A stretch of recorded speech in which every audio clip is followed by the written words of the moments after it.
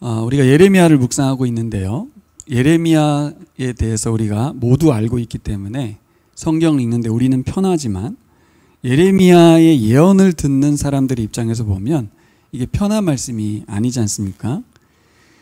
모르는 입장에서 우리가 한번 생각해 본다면 예레미야의 예언은 가혹한 심판을 예고하고 있죠. 그리고 70년의 포로 생활을 예고하고 있습니다. 근데 다른 예언자들은 하나님은 지금도 살아서 역사하고 계시다. 하나님 우리에게 약속하셨다. 얼마 지나지 않아서 회복될 것이다. 70년이 아니라 1, 2년 내에 혹은 수개월 내에 하나님이 일하실 것이다. 이 말씀을 들었을 때 듣는 사람들이 이 예언자의 말들에 대해서 어떻게 반응할 것이냐, 예레미야의 말에 반응할 것이냐, 아니면 다른 많은 사람들의 다수의 예언자들의 말에 반응할 것이냐. 한 사람은 심판이고 한 사람은 구원의 메시지였습니다. 이렇게 제가 물어보면 사람들은 고민도 하지 않습니다. 예레미야의 예언은 정말 듣기 싫은 말이기 때문에 원하는 말도 아니고. 그런데 결정적으로 중요한 건 예레미야만이 참 예언자였고 예레미야가 말하는 말이 진리였다는 것이 문제겠죠. 사람들은 듣기에 좋은 메시지, 우리가 바라는 메시지를 진리라고 믿고 싶어 합니다. 그게 진리여야 하는 거죠. 내 마음이 흔들리고 내 생각을 움직이는 메시지가 있다면 그게 나에게 진리가 되는 거예요. 나를 움직이거든요. 근데 아니죠. 우리는 예레미야의 메시지만을 진리로 받아들여야 합니다. 남유다 백성들은 그래야만 합니다. 하지만 사람들은 그렇게 하지 않습니다. 여러분, 내가 바라는 소리가 아니라 하나님의 말씀을 들어야 되는 줄 믿습니다. 우리가 그걸 모르지 않거든요. 남유다 백성도 모르지 않는데 실제로 대부분의 사람들은 자신이 원하는 소리를 듣고 싶어 했습니다. 그리고 들었고 그것이 진리라고 여겼습니다. 그러면 어떻게 하면 참 예언자와 거짓 예언자를 분별할 수 있을까요? 이게 참 고민이죠. 지난 한 주간 우리 시영 형제와 이 문제를 놓고 진한 대화도 하고 시영 형제 인생에 참 폭풍우가 물려간 것 같다, 왔다 간 것 같다라는 이야기를 들을 정도로 심적으로도 여러 상황적으로도 힘든 시간을 보냈습니다. 어떻게 예레미야가 전한 이 듣기 싫은 말에 대해서 귀를 기울일 수 있을까? 어떻게 참인 것 같은 거짓 예언자를 구별해낼 수 있을까? 그 참인 것 같은 그들의 말을 배척할 수 있느냐 이 말입니다. 어떻게 하면 가능할까요? 제가 이거는 본문과 상관없이 한번 묵상해 봤습니다. 어떻게 이걸 분별할 수 있을까? 두 가지인 것 같아요. 첫 번째는 말씀이 생명임을 아는 사람이어야겠다. 어떤 의미에서 말씀드리고 있냐면 자신이 주인이 되어 살아가는 사람은 하나님의 말씀이 참고사항일 뿐입니다. 이 참고사항이란 말은 들어도 되고 안 들어도 된다 그런 말입니다. 하지만 예수님을 주인으로 모신 사람은 말씀이 생명임을 압니다. 마치 갓난아기에게 어머니의 젖은 절대적인 생명의 양식인 것처럼 꼭 먹어야 합니다. 안 먹어도 되는 말씀이 아닌 거죠. 여러분, 내가 듣는 말이 나를 구성하잖아요. 나라는 사람을 내가 듣는 말이 만들어 갑니다. 여러분, 우리가 예수님 믿기 전에 내게 들려진 어떠한 말들이 있지 않습니까? 그 말들이 나를 형성해 왔습니다. 우리는 부모의 말을 듣고 세상의 말로 형성된 내가 얼마나 무가치한 존재로 비교하며 살고 열등감에 살고 혹은 우월감에 사로잡혀 살아왔는지 잘 알고 있습니다. 결국 그 말들은 얼마나 나를 죽였고 또 그 말들이 나를 통해서 나가서 다른 사람 얼마나 많이 죽였습니까? 그러다가 우리가 이제 하나님의 말씀을 들었죠. 듣고 보니 알게 된 겁니다. 뭘 알게 됐어요? 아, 하나님이 나를 만드셨구나. 사람은 그 존재 자체만으로 존귀하다. 이 세상 모든 사람은 다 하나님의 자녀였다. 세상 기준으로, 내가 형성한 기준으로 나를 보고 남을 보면서 비교하고 판단하며 살았었습니다. 그런데 이제는 다르죠. 나는 물론이고 다른 사람을 볼 때 우리는 어떤 시각을 갖습니까? 하나님의 형상이다. 하나님의 존귀한 자다. 그래서 존귀하게 보는 것입니다. 인간이 존엄하기 때문에 존엄한 게 아니고 하나님의 형상이기 때문에 존엄하다는 걸 알게 된 거예요. 그 존엄의 이유와 원인을 알게 됐어요. 이것은 다른 무엇으로도 바뀌지 않는 시각입니다. 죽었다 깨어나도 이런 시각을 못 갖죠. 어떻게 알게 됐습니까? 우리가 하나님 말씀을 먹었기 때문에. 들었다라고 표현하지 않고 먹었다라고 표현을 했습니다. 네. 이 두루마리를 먹으라 천사가 나타나서 말을 하거든요. 요한한테. 계시록에 보면 그 말이 나와요. 두루마리를 먹으라. 우리 안에 들어와서 소화되었기 때문에 우리가 이것을 알게 된 거예요. 근데 듣기만 해서는 동의가 잘 안 되죠. 여러분, 말씀이 나와 여러분들을 살리는 줄 믿습니다. 그리고 다른 사람들도 살려냅니다, 여러분. 우리만 살리는 게 아니라 말씀이 생명인 줄 믿습니다.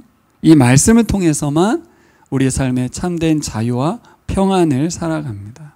이 자유와 평안이 사람들이 살아가는 가장 바라는 삶이거든요. 자유롭게 살고 싶고 평안하게 살고 싶거든요. 근데 이것을 사람들은 하나님의 말씀에서 찾지 못하고 있죠. 두 번째로 말씀의 비전에 사로잡힌 사람입니다. 어떤 사람이 분별할 수 있느냐 할 때 첫째는 말씀이 생명인 걸 아는 사람이고요. 그 생명이라는 게 뭔지 아는 사람이죠. 반드시 이 말씀만이 우리를 살린다는 걸 아는 사람이라면, 두 번째는 하나님께서 말씀하시는 바 궁극적으로 하나님이 이루시기 원하는 나라를 소망하는 사람입니다. 그 사람은 말씀을 분별할 것입니다. 이게 지금 내가 순종해야 할 말씀인지, 이게 내가 지금 회개해야 될 말씀인지, 왜 그러고 있습니까? 하나님이 바라시는 게 뭔지를 내가 동의하고 있기 때문에, 그 비전을 이루어가야 되기 때문에 말씀을 살필 것입니다. 이게 나의 나라를 세우는 말씀인지 하나님의 나라를 세우는 말씀인지를 분별할 거예요. 그래서 그 말씀에 우리가 순종하게 반응하게 됩니다. 근데 어떤 말씀일지라도, 오늘 본문에 나와 있는 것처럼 그게 심판의 메시지일지라도, 그게 70년 동안의 포로 생활일지라도, 그것이 당장 나에게는, 나와 우리의 현실에는 고통인데, 하나님의 말씀을 순종하는 건 고통인데, 하나님의 말씀을 순종하는 건 슬픔인데, 근데 순종하는 것입니다. 어떤 사람이? 하나님 나라 비전을 소유한 사람이. 하나님께서 우리를 사랑하시기 때문이다. 우리를 향한 그분의 생각이 재앙이 아니고 평안이라는 것을 아는 사람이다. 예레미야에서 가장 각광받는 말씀이죠. 우리를 위한 그분의 생각은 재앙이 아니고 평안이다. 이처럼 말씀이 생명인 걸 아는 사람, 하나님 나라 비전을 가진 사람은 내가 듣고 싶어하는 말이 아니라 하나님 주신 말씀을 듣게 됩니다. 그것이 듣기 싫고 받아들이기 불편한 심판의 메시지고 징계의 메시지일지라도 수용을 합니다. 왜요? 그분, 말씀하신 분이 아버지라는 걸 알기 때문에.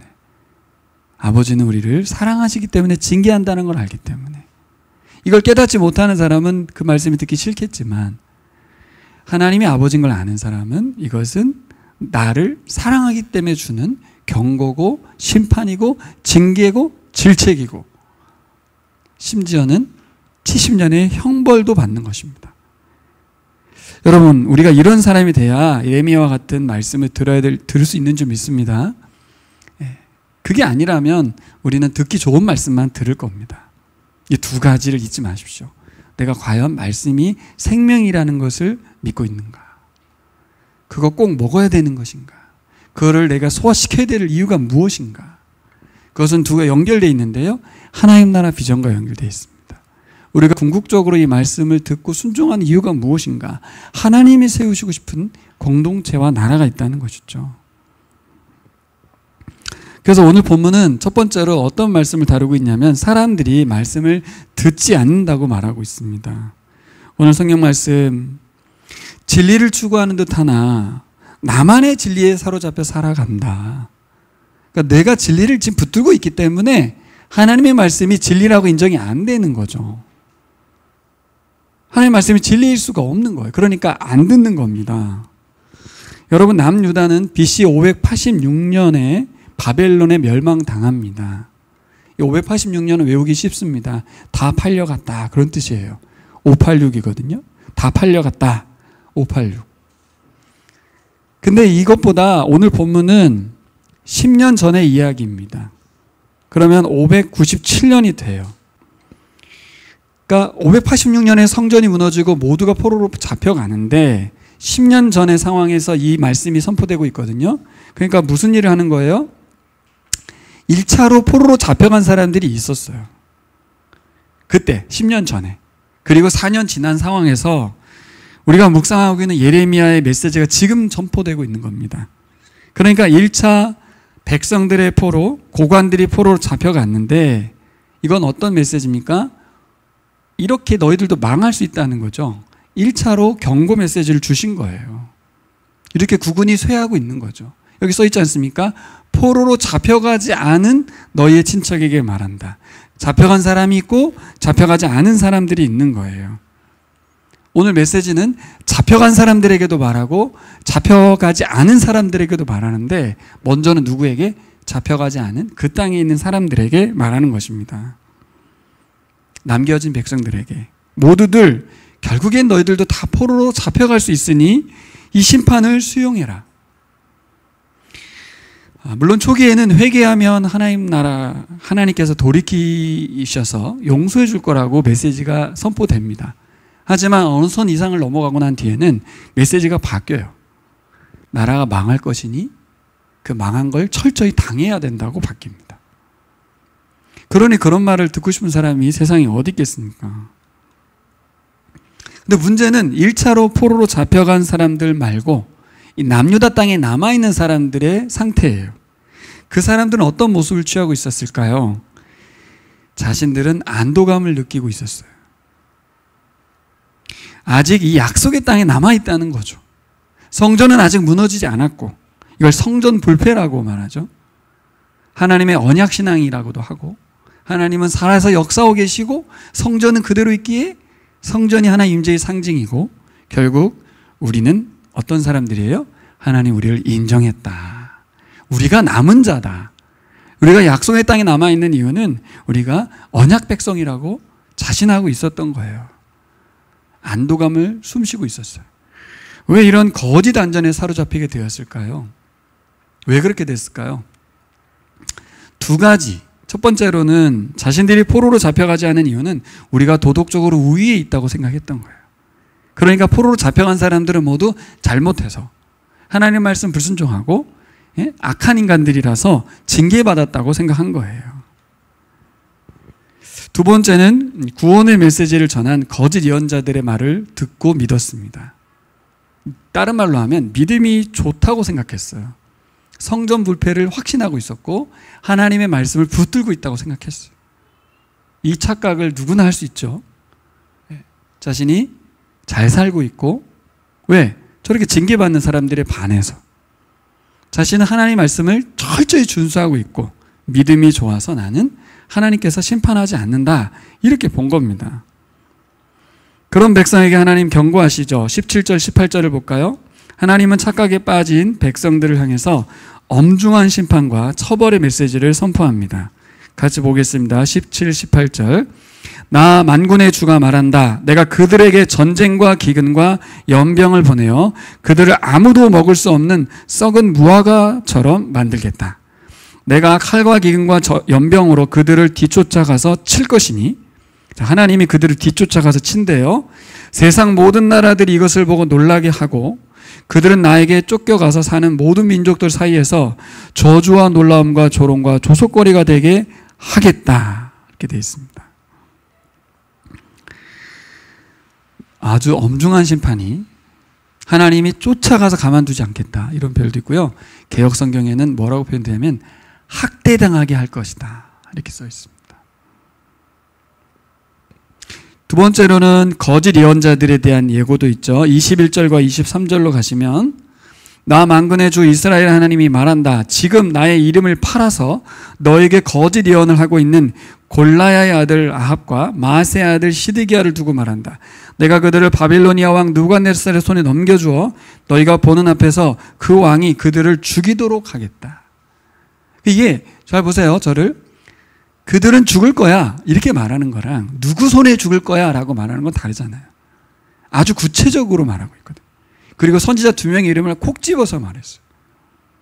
근데 그들이 어느 정도 나빴냐면 22절 그리고 그들 때문에 바빌로니아에 사는 모든 유다의 포로 사이에서는 너도 주님께 영벌을 받아 시드기야와 아합처럼 바빌로니아 왕에게 화형이나 당해라 하는 저주가 생길 것이다. 23절이 메시지인데 22절은 이 정도로 치욕스러운 명예가 훼손된다는 얘기죠. 23절에 그들이 어떤 나쁜 사람들인지 나오죠. 이것은 그들이 이스라엘 사람으로서 절대로 해서는 안 될 망측한 일을 하였는데 그들은 자기 이웃의 아내들과 간음하였고 나의 이름을 팔아 내가 시키지도 않은 거짓말을 하였다. 이것을 내가 안다. 내가 바로 그 증인이다. 나 주의 말이다. 이 거짓 예언만 한 게 아니라 뭐 한 거예요? 내 이웃의 아내를 탐내지 말라는 10계명의 10번째 계명을 범했다는 것을 정확하게 지적하고 있어요. 이 예언자들 이들이 말하는 걸 들은 거예요. 아주 심각하죠.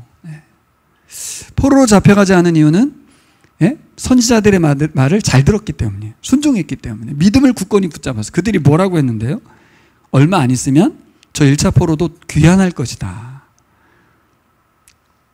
그들이 듣기 좋은 메시지를 들은 거예요. 근데 뭘 분별하지 않았습니까? 그 예언자들이 어떤 삶을 살았는지 하나님도 아시는데 사람이 모르겠어요.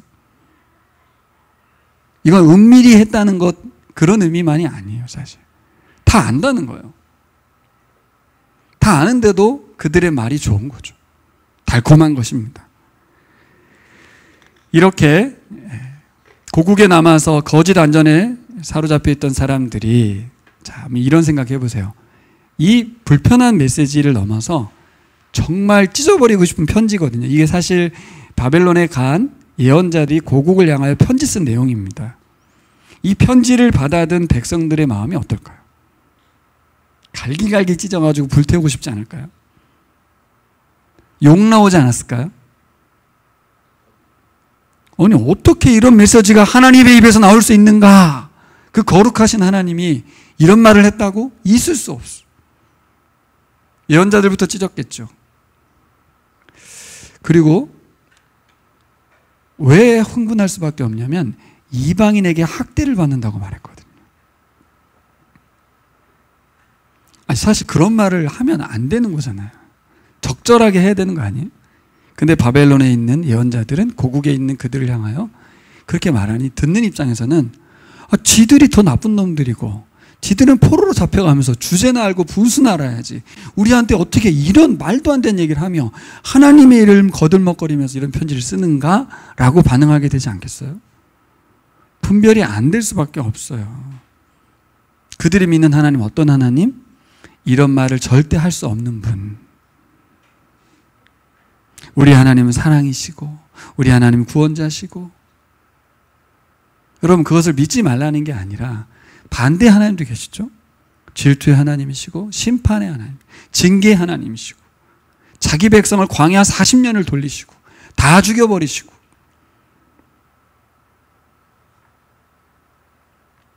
그래서 하나님은 왜 이렇게 됐는지 심판의 이유도 알려주죠. 19절로 가볼까요?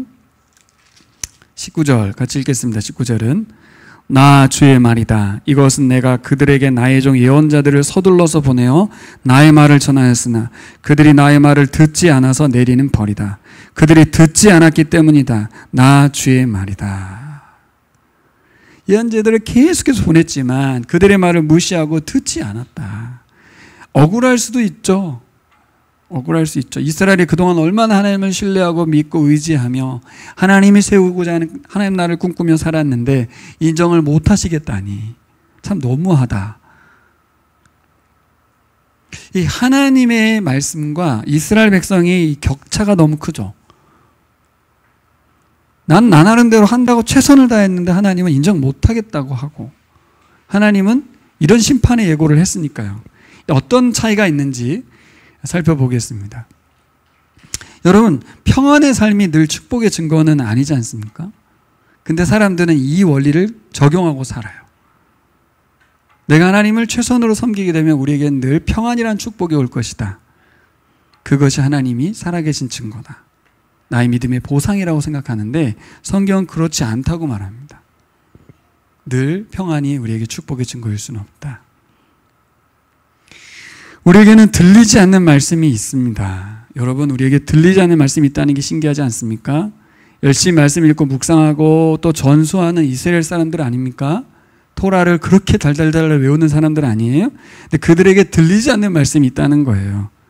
근데 엄밀히 말하면 들리지 않는 말씀이 아니고 듣고 싶지 않은 말씀이에요. 듣고 싶지 않은 말씀이 있는 거예요. 우리들에게도 있을 거예요, 아마. 이게 이제 우리 예레미야 같은 걸 묵상할 때 우리가 생각해 봐야 될 교훈적인 것이죠. 나는 과연 어떤 말씀을 듣고 싶지 않아 하는가? 자, 이 당시의 얘기로 이제 가보면 말씀을 안 들어서 심판받는 거 아니에요? 그리고 그 말씀 누가 전했습니까? 예언자들의 말을 거부했기 때문이라는 거잖아요.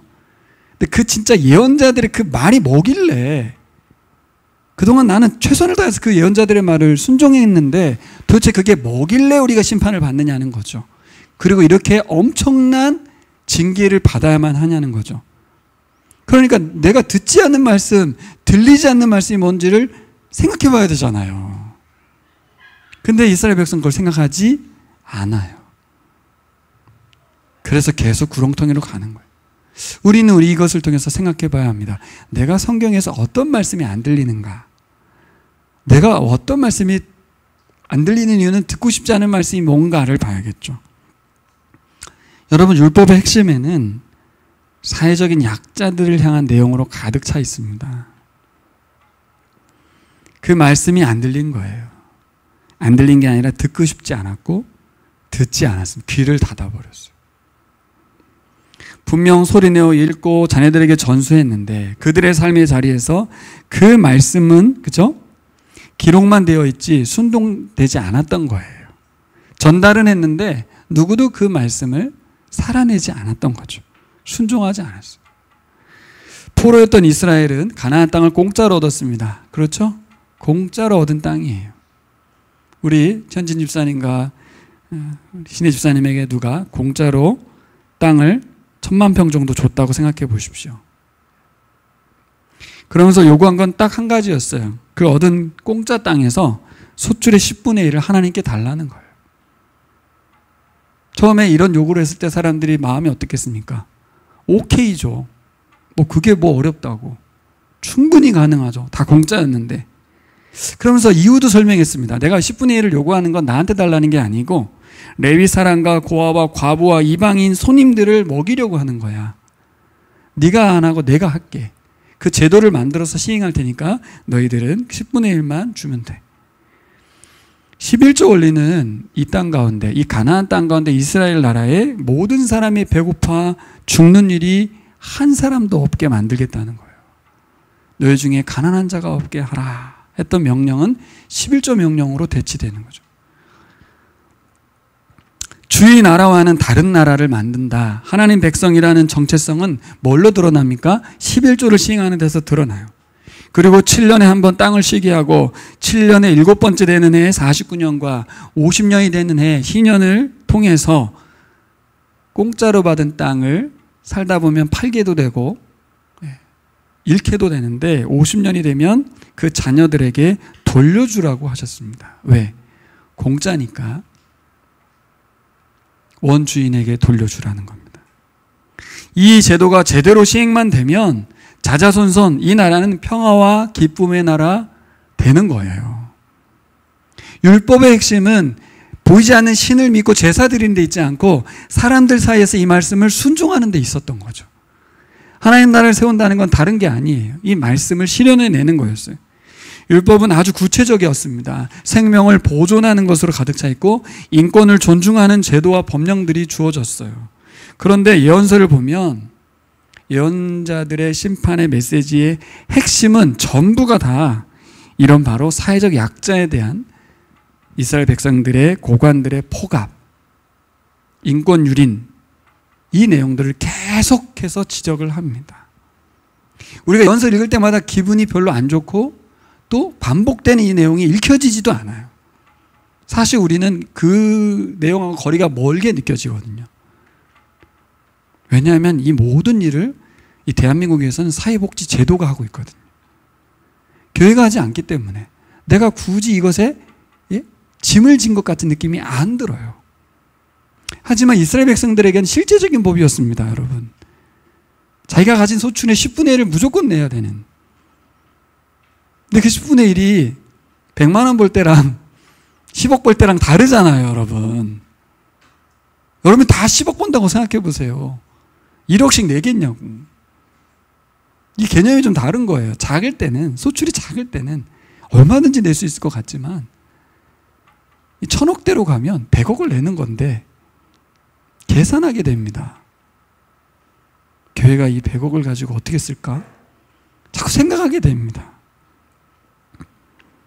이 1000억을 하나님이 공짜로 줬다는 생각은 잊어버리는 거예요. 여러분, 결국 이 말씀이 안 들렸다. 이 말씀을 듣지 않았다. 듣지 않았다는 말은 뭐예요? 순종하지 않았다. 이 말씀이 시행되지 않으므로. 23절에 보면 예언자들이라는 사람이 그 이웃의 아내와 간음을 했죠. 하나님이 그들에게 명하지 않은 거짓을 예언했습니다. 하나님의 관심은 온통 그분이 꿈꾸시는 나라를 이루는 데 있는데 왕과 예언자와 제사장까지 그 모든 백성의 리더들은 자신들의 탐욕을 채우는데 급급했죠. 하나님 나라에 1도 관심이 없었어요. 그러니까 나라가 존재할 이유가 없어진 겁니다, 여러분. 근데 그 사람들은 자리에 앉아서 권세를 부리면서 백성들의 고혈을 짜서 먹었다고 예언자들이 계속 말합니다. 악행을 서슴지 않으면서도 하나님을 두려워하지 않았어요. 왜요? 성전의 세금은 꼬박꼬박 잘 냈거든요. 이러고도 구원을 바라고 회복을 기도하고 하나님을 신뢰하고 있었어요. 가식적이고 가증하다고 예언자들이 계속 지적하거든요. 여러분, 정말 하나님이 이스라엘을 심판하고 징계하고 벌하신 게 맞나요? 하나님이 그렇게 하신 건가요? 마치 아담이 저주받은 게 하나님이 그렇게 한 게 아닌 것처럼. 실제 이 바벨론에 멸망당하는 것은 스스로 무덤을 판 거죠. 스스로 심판을 자초했습니다. 자신들의 선택한 결과입니다. 여러분, 평안과 기쁨은 하나님이 주시는 게 아니고 우리가 만들어가는 거예요. 이 말을 잘못 들으면 우리가 열심히 그걸 만들어낸다는 얘기가 아닌 거 아시죠? 하나님이 주신 말씀에 대한 순종의 차원에서 우리가 하나님의 말씀을 순종하면 평안과 기쁨이 따라와요. 여러분, 우리에게도 전혀 들리지 않는 말씀들이 있을 겁니다. 정확하게 말하면 순종하기 싫은 말씀들이죠. 이건 좀 그렇다 하는 말씀들. 말씀에 대한 우리의 자세와 태도가 바뀌어야 될 좀 있습니다. 어떻게 바뀌겠어요? 아까 제가 서두에 말씀드렸던 하나님의 말씀이 생명이라는 걸 아는 거예요. 이거 안 먹으면 죽어. 두 번째는 뭐예요? 이 하나님이 꿈꾸시는 이 말씀이 이루고자 하는 세상에 대한 비전이 나하고 같아야 되기 때문에 그게 아니면 이제 힘들어지는 거죠. 여전히 우리가 듣고 싶은 말씀만 듣고 거짓 안전과 평안을 구할 줄 모르겠습니다. 왜 말씀이 들리지 않았겠습니까? 제가 암시를 좀 드렸는데 왜 이스라엘은 꼭 사회적 약자를 위한 법들에서 순종하지 않았을까? 왜 그렇겠습니까? 뻔하죠. 이스라엘 백성이 꿈꾸는 나라는 하나님이 꿈꾸는 나라와 다른 나라였기 때문에. 근데 왜 다른 꿈을 꿨을까요? 왜 다른 생각에 빠져 살았을까요? 하나님이 말씀이 주시는 그 그림에 대해서 가슴 뜨거워하지 못하고 뭐에 대해서 가슴이 뜨거웠어요? 심장 박동성이 확 빨라졌어요. 가나안 땅 들어가 살다 보니까 뭐가 보입니까? 원주민들이 세운 나라가 보이는 거예요. 그 원주민의 나라가 매료된 거예요. 마치 대한민국이 미국을 아름다운 나라라고 미화시키는 것처럼 환장하잖아요, 미국에 대해서. 그 나라가 아름다운 나라가 아니라는 걸 코로나 때 알게 됐잖아요. 트럼프가 대통령이 되니까 알게 됐잖아요. 기독교 국가라고 말할 이유가 없는 나라입니다. 우리는 미화해요. 그것을 우리가 꿈꿔요. 저 나라에 가고 싶어요. 아메리칸 드림이 있었어요. 마치 가나안 땅 백성들의 나라를 부러워하면서 매료된 거예요. 그리고 또 어떤 나라가 매료됐어요? 주변 국가, 위에 아수르, 바벨론, 밑에 애굽, 강한 나라, 힘센 나라들이 부러웠어요. 그런 나라 되길 바랬어요. 그들이 힘센 이유가 뭔가? 그들이 섬기는 신 때문이다. 그래서 그 신을 경배하기 시작하는 거예요. 그 신을 경배한다는 건 어떤 의미입니까? 그 신의 말을 듣고 그 신의 말을 따른다는 말입니다. 그래서 자식을 몰래에게 바치라고 할 때 바칩니다. 자식을 불에 태워 죽여버려요. 무엇을 위해서? 자신의 나라를 위해서. 그러니 하나님이 열받는 걸 넘어서 그들 징계하셔야죠. 이건 그만해야 될 일이잖아요. 우상숭배가 싫어서가 아닙니다. 하나님이 질투한단 말도 오해가 있죠. 그들이 인간이기를 포기했기 때문입니다. 내 새끼라는 것을 포기했기 때문입니다. 더 이상 놔둬서는 안 되기 때문에 하나님은 심판을 하시는 거예요. 그 이유에는 뭐가 있어요? 사랑하시기 때문에. 다른 사람들에게 확산되는 걸 막기 위해서 죽이는 거죠. 근데 하나님은 뭐라고 우리에게 말합니까? 하나님 말씀, 우리의 이기적 자아를 내려놓아라, 베풀어라, 나누어라 라고 하십니다. 듣기 싫고 순종하기 불편한 말씀들로 가득 찹니다. 이방 사람들이 섬기는 신의 말들은 우리의 탐욕을 자극하고 충족시키는 말로 가득 찼습니다. 이 원리는 우리에게 동일하게 적용되죠. 정말 우리가 듣고 싶은 말씀, 들리는 말씀 뭘까요? 우리를 자극하는 말씀, 우리의 탐욕에 반응하게 하는 말씀입니다. 더 잘 될 것이다, 더 커질 것이다, 더 많아질 것이다, 더 힘이 세질 것이다 라는 세상의 원리들에 우리가 귀가 들리고, 하지만 예수님이 말씀하시는 가치인 작아져야 한다, 소수가 되어야 한다, 약자와 함께 해야 된다, 이런 말들은 듣기 싫습니다. 알지만 순종하지 않게 됩니다. 그럼 우리가 말씀이 생명인 줄 알고 그 말씀이 궁극적으로 이루어지는 나라를 소망한다면 분명 우리는 뭣도 들어야 합니까? 심판의 메시지도, 경고의 메시지도 하나님의 말씀인 줄 알고 받아들여야 될 줄 믿습니다. 아들을 징계하는 것이 아버지의 사랑이 아니냐고 하나님 말씀하십니다. 본질을 추구하고 하나님 나라를 살아가는 사람들은 그 사람들을 만들기 위해서 하나님이 일부 후퇴시킨 것이 바로 바벨론 70년의 세월이에요. 그래서 마지막으로 메시지를 전합니다. 포로여 말씀을 들으지니라. 이 말씀이 저에게 아주 크게 들렸어요. 20절. 앞에 말씀들은 사람들이, 남유다 땅에 있는 사람들이 어떤 심판을 받을 건지를 말한 거잖아요. 그러면서 하나님은 누구에게 말을 돌리냐면 포로지에 와 있는 1차 포로민들에게 말씀하시죠. 내가 예루살렘에서 바벨론으로 보낸 너희 모든 포로여 여호와의 말씀을 들을지니라. 여기 잘 보시면 개역성경인데요, 내가 보낸 이렇게 써 있어요. 누가 남은 자냐? 누가 하나님 백성이냐? 포로지로 보낸 사람이 하나님 백성이었습니다. 내가 보냈다는 거예요. 전쟁에 의해서 피해자로 포로로 잡혀간 줄 알았는데 하나님은 거기서 꺼낸 거예요. 그래서 광야로 보낸 거하고 같은 거예요. 그곳에서 그들을 정결케 하려고, 새롭게 만드시려고 보냈다는 겁니다. 그들에게 소망이 있는 거예요. 뭐요?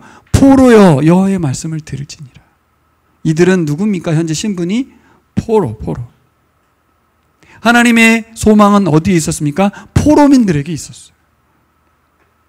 우리가 살아가는 동안에 사람들을 볼 때 우리는 겉모습을 가지고 판단하고 그들이 쌓은, 그렇죠? 그들의 이력을 놓고 판단할 때 누구를 하나님 쓰실 것 같습니까? 그들을 쓸 것 같잖아요. 근데 하나님은 포로민을, 파워리스한, 아무것도 없는 것 같은, 징계받은 자 같은 그를 사용하신다는 것이 놀랍습니다. 여러분, 우리는 누구를 사용할 것 같아요? 나는 안 사용할 것 같잖아요. 저 믿음 좋은 사람, 저 잘 나가는 사람, 저 죄례과를 들어서 하나님 사용하실 것 같잖아요. 근데 포로를 들어 사용하신다고 했다니까요. 남유다에 있는 사람들이 아니다. 포로로 잡혀온 당신들이 나의 희망이요 라고 하나님께서 말씀하십니다. 희망을 포로민에게 걸으면서 하신 말씀이 뭐예요? 말씀을 듣는 사람들이 되어다오, 이거죠. 그대들은 말씀 듣는 사람들이 되어다오. 하나님은 그들에게 포로지에서 70년 동안 그 나라의 평안을 빌면서 자식 낳고 살라고 하셨어요. 징계를 달게 받고 하나님의 때까지 뭐하고 지내라는 거예요? 말씀 들을 수 있는 자세를 겸비하는 백성으로 바뀌라는 거예요. 하나님의 꿈과 비전을 가진 다음 세대를 세워달라는 거예요.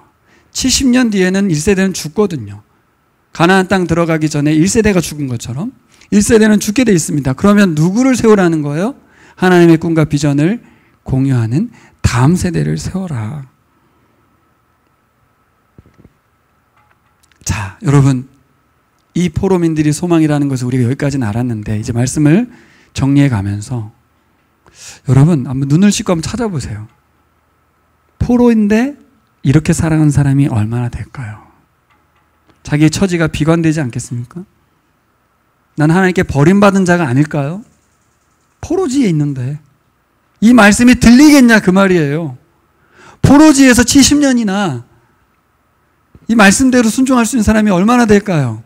우리 새끼 잘 길러서 이제 고국으로 돌아가면 그곳에서 하나님 나라를 세울 사람을 세워야지 이럴 사람 몇이나 되겠냐고요. 이 말씀이 들리기가 어렵습니다. 나의 형편과 처지가 돼야 듣죠, 하나님. 제가 어떻게 하나님의 말씀에 순종할 수 있습니까? 지금 내 이 꼬라지가 아닌데, 포로인데, 무슨 또, 진짜 일어날 일인지 확신이 차야 되잖아요. 현실이 포로인데 70년 뒤에 간다고요? 물론 그들에게는 출애굽의 신화가 있기 때문에 바벨론에서 고국으로 돌아간다는 걸 믿을 수는 있겠지만, 여러분, 우리 그런 거 있잖아요. 우리 살다 보면 어떤 분이 간증하면 저런 일이 나에게도 일어난다고? 에이, 저도 그런 일을 개척한 이후에 경험을 했어요. 지금도 그 부분에 있어서 확신에 차진 않고 나에게도 일어났구나 이 정도지. 뭘까요? 우리가 갑자기 봉고차가 생겼잖아요. 제가 봉고차를 받은 다음에 끌고 가는 순간 너무 어색하고 너무 이상했어요. 이런 일이 생길 수가 있나? 저는 계속 들어는 봤거든요. 뭐 병이 치유됐다는 둥, 누가 돈을 줬다는 둥, 누가 건물을 그냥 줬다는 둥.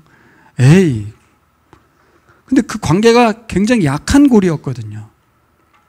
어떤 나를 사랑하고 막 전적으로 지지하고 막 구원한 그런 분이 아니고 전혀 생각지 않았던 어떤 분에 의해서 주어진 걸 봤을 때 이게 뭐지? 우리가 신앙생활할 때 우리는 하나님이라는 분을 자꾸 이렇게 옆방으로 보내고 나의 처지와 상황, 내가 가진 것을 헤아릴 때가 많아요. 하나님을 항상 상수해 두지 않고 변수로만 두는 거예요. 하나님 하실 수는 있지. 하지만 나에겐 아닐 것 같아. 이게 더 많습니까? 아니면 하나님 하실 수 있지. 나에게도. 이렇게 생각하게 됩니까? 물론 그리 아니하실지라도입니다. 그걸 바라는 게 아니죠. 제가 봉고차 달라고 기도한 적은 없기 때문에. 여러분, 어떤 사람이 이런 사람이 있습니까? 저는 이렇게 생각합니다. 이번에 묵상하면서 하나님의 비전을 보며 살아가는 사람이 그 한 사람을 찾기가 어려웠다. 좀 절망적인 이야기지만 거의 없다. 한 명 찾기가 어렵다. 저도 자신이 없어요. 예레미야서를 읽으면 읽을수록 예레미야의 말을 받아들이는 건 불가능합니다. 누가 예레미야의 말을 받아들이겠습니까? 두렵습니다. 70년이나 포로 생활하면서 약속을 믿고 살아가라니. 이게 왜 두렵습니까? 그게 왜 내게 준 명령이냐는 거예요. 왜 나는 이렇게 살아야 되냐는 거예요. 남들은 그래도 은혜 가운데 살고 잘 태어나고 시기를 타고 태어나가지고 잘 사는데 나는 왜 고통이고 고난이어야 되냐. 이게 이제 인간의 이기적인 마음이거든요. 왜 나는 이렇게 살아야 되냐는 거죠. 그게 참 우리의 숙제입니다. 여러분, 지금 우리가 살아가는 게 일제강점기라면 어떻겠습니까? 우리의 신앙생활 상태가. 우리가 6.25 동란 중이라면 어떻겠습니까? 그때 이 말씀을 우리는 어떻게 받아들일까요? 그냥 포기하고 처지를 비관하고 하나님 욕하면서 살아가기가 십상이지 않겠냐고요. 어찌 보면 지금이 더 말씀에 순종하고 살기 좋은데, 그렇죠? 비교하면 사실 우리가 훨씬 더 이 고난일 수도 있는, 이 고통의 시기일 수도 있는 현재의 이 고통은 아무것도 아닌데, 이런 상황에서 하나님 앞에 샬롬을 살아간다는 게 어려운 일은 아닌데 결국 처지에 따라 다른 거예요. 내가 바라는 게 지금 뭐예요? 지금 제가 바라는 게 남들처럼 좀 평안하고, 그건 아니더라도 조금 이 고난이 아니기를 바라는 우리의 이 포기할 수 없는, 우리 신앙생활의 목적이 나의 나라, 내가 꿈꾸는 나라라는 것을 부인하지 않을 수가 없어요. 좀 극단적으로 하면 제가 아프가니스탄에 태어났다면, 거기서 예수 믿으면 모든 자격이 박탈되는 그 나라에서 믿는다면, 그런 가운데서 감옥에 갇혔다면, 말도 안 되는 일이 내게 펼쳐질 때 과연 그때도 나는 하나님이 선택한 민족이다? 포로민이여 당신들은 하나님의 말씀을 들어라. 자녀를 잘 키워라. 고국에 돌아가서 그들을 하나님의 사람으로 세우는 사명을 너에게 맡겼노라. 은혜가 됩니까 여러분? 은혜가 돼요? 여러분, 실제 이스라엘은 포로 귀환 후에 실패합니다. 실패합니다. 그러니까 언약의 말씀만으로는 어려웠던 거예요, 여러분.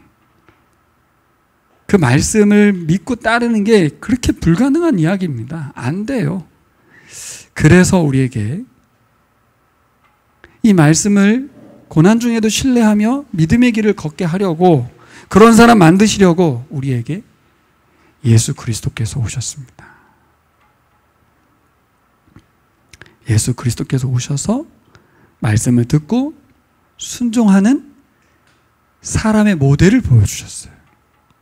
사람은 못하거든요. 저도 못할 것 같고 실제 못합니다. 근데 예수님은 하셨어요.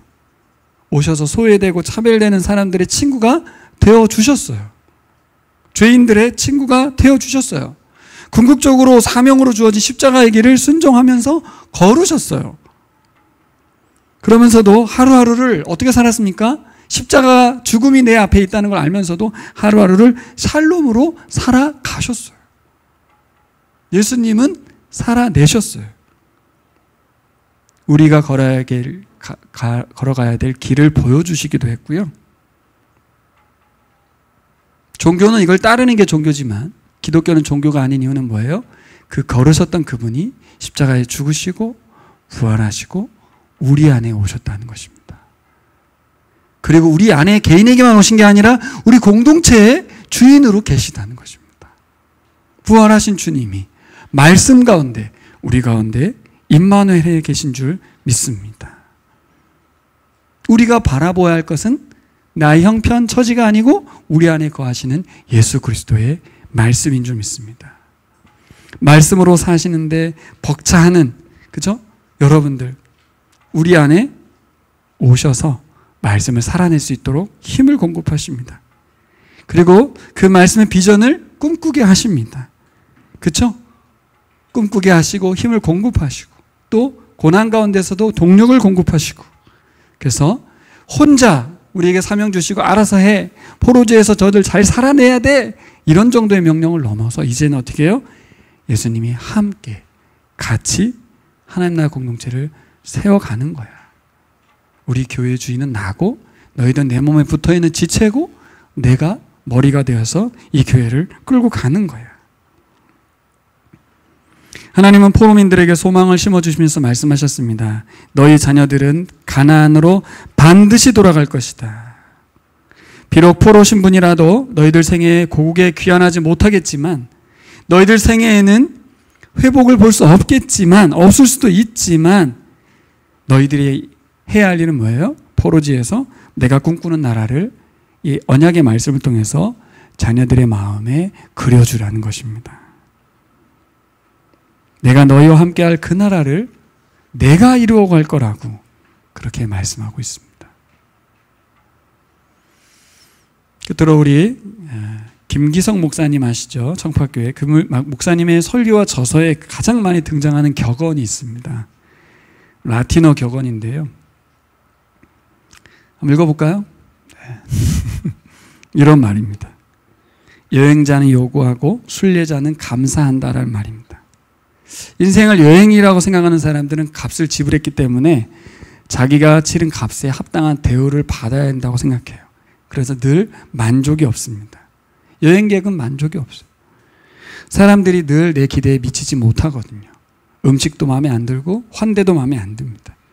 하지만 우리는 어떤 사람들이다? 순례자다. 김기성 목사님은 순례자라는 정체성으로 늘 살아가셨던 분이시죠. 순례자는 우리가 걸어가는 그 길 위에서 만나는 모든 일에 감사합니다. 그 걸어가다 보면 시련과 아픔도 있습니다. 근데 그것이 우리를 어떻게 만듭니까? 우리의 중심이신 예수님께로 이끌어 간다는 거예요. 그 시련과 혼란이 예수님께 집중할 수 있는 계기로 삼게 만든다는 거죠. 인생의 중심을 무엇으로 두냐에 따라서 여행자가 되기도 하고 순례자가 되기도 합니다. 순례자는 시련과 아픔 만났을 때 그 일을 통해서 우리 삶의 중심인 그리스도께 나아가는 계기로 삼아요. 순례자는 매 순간 삶의 중심인 그리스도를 바라봅니다. 우리가 독서 나눔 금요일에 할 때 첫 시간의 주제가 관종이었잖아요. 세례 요한의 생애를 다루었는데 우리는 인생을 살다 보면 무대 위에서 주인공이 될 때가 있고 세례 요한처럼 조연으로 역할이 바뀔 때가 있습니다. 주연일 때도 내 삶의 중심은 그리스도고 내가 조연의 역할을 감당할 때도 늘 나의 중심에는 예수 그리스도가 계시죠. 지난 금요일 우리 한 자매가 자신은 늘 주인공의 자리에 있고 싶어하는 사람이었다. 근데 조연의 자리가 불편한 사람이었는데 근데 이런 말을 했어요. 이제는 내가 덜 이기적인 사람이 된 것 같다.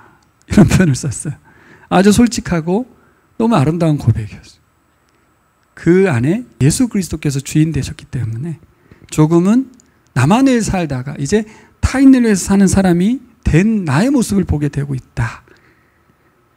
주연에서 조연으로 밀려날 때도 내 삶은 그리스도이셔야 될 줄 믿습니다. 여러분 상황이 아무리 바뀌어도 우주의 중심은 예수님이셔야 됩니다. 내가 아니어야 돼요. 내 뜻이 이루어져도 예수님이 나의 중심이고 내 뜻이 이루어지지 않아도 내 중심에는 예수 그리스도가 계셔야 합니다. 우주의 중심이 그리스도이심을 기억하는 사람은 넘어진 자리에서 다시 일어날 수 있어요. 이 중심의 법칙을 기억하고 순종할 때 상황의 노예가 되지 않고 또 오늘 우리 설교의 메시지대로 복음의 메시지를 분별해낼 수 있을 줄 믿습니다. 참과 거짓을 분별할 것입니다.